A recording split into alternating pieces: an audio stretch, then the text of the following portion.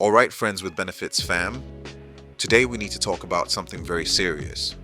No, not horsepower, not electric cars, not fake exhaust sounds, a grille.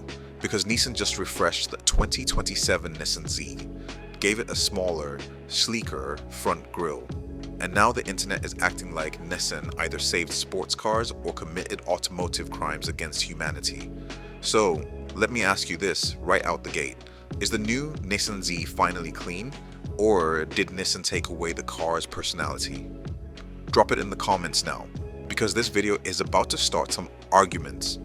And yes, if you're a Z fan, a Supra fan, or a Miata is always the answer person.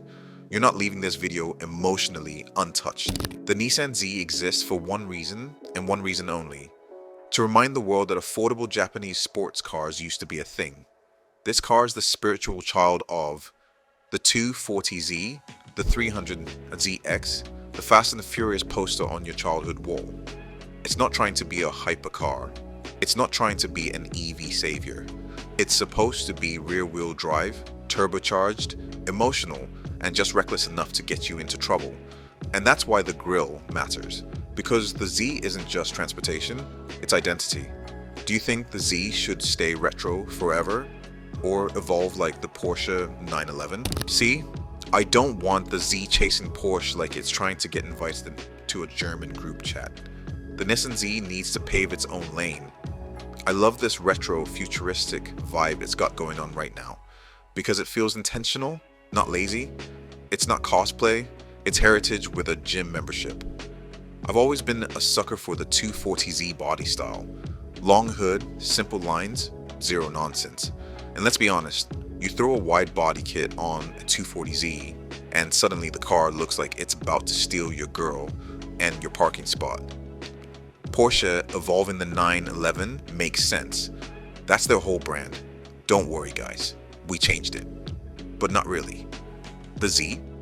The Z should stay bold, stay different, stay just a little dangerous. If Nissan turns the Z into a 911 clone, we don't get another icon. We get a respectful copy, and nobody puts posters of respectful copies on their wall.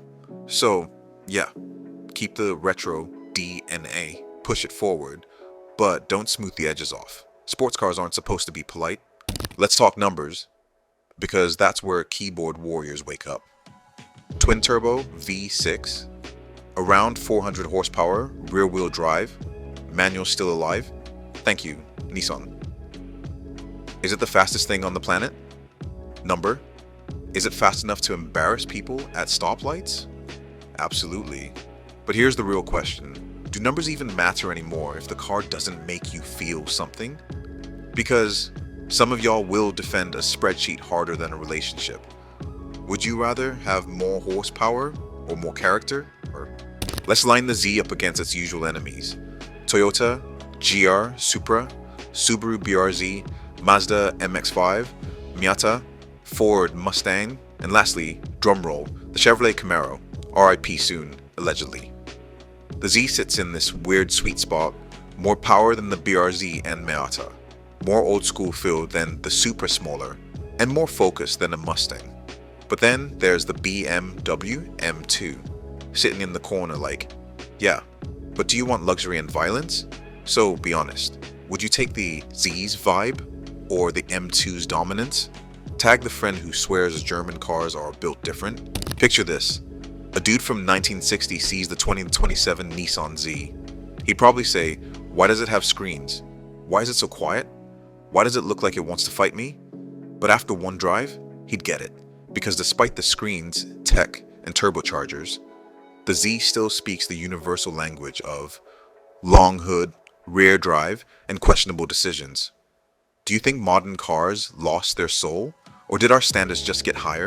Alright, quick timeout. If something I just said annoyed you, confused you, or made you whisper, nah, this guy's tripping, share this with the one friend who's definitely going to disagree with you.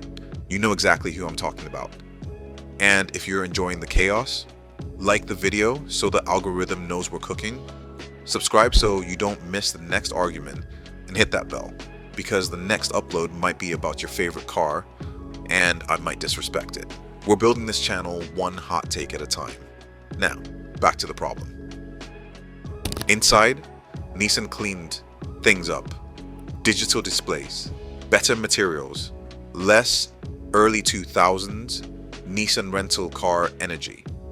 Is it luxury? No. Is it functional? Yes. And honestly, that's the point. This isn't a car you buy to flex ambient lighting.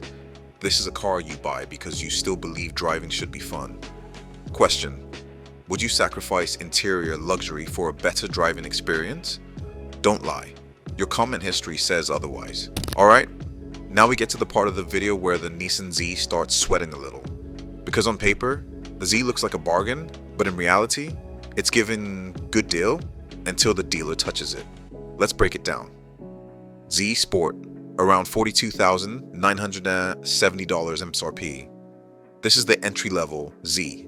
You get 400 horsepower, twin-turbo V6. Rear-wheel drive, 8-inch touchscreen, cloth seats. On paper, that's solid. In real life, this is the trim you buy if you plan to immediately say, yeah bro, I'm gonna mod it. Question: would you actually keep the base Z stock? Or is this just a wide-body donor car? For the Z Performance, around $52,970 MSRP. This is where Nissan starts cooking a little harder. You get mechanical limited slip diff, bigger brakes, 19-inch raised forged wheels, larger touchscreen, heated leather seats. This should be the sweet spot. But here's the problem. At $53,000, you are now officially in BMW 2 Series territory. And BMW is standing there like, hey, you want better interior, better tech, better lease deals, and a badge that scares valet drivers? For the Heritage Edition, around $55,910. Let me translate this trim for you. You like nostalgia, but you also like spending extra money for vibes. It's cool. It looks great, but you're paying more for emotional damage and paint accents. Would you pay extra for heritage, or is that just nostalgia tax? And finally, the NISMO Z, around $65,750. Now this is where Nissan absolutely lost their mind.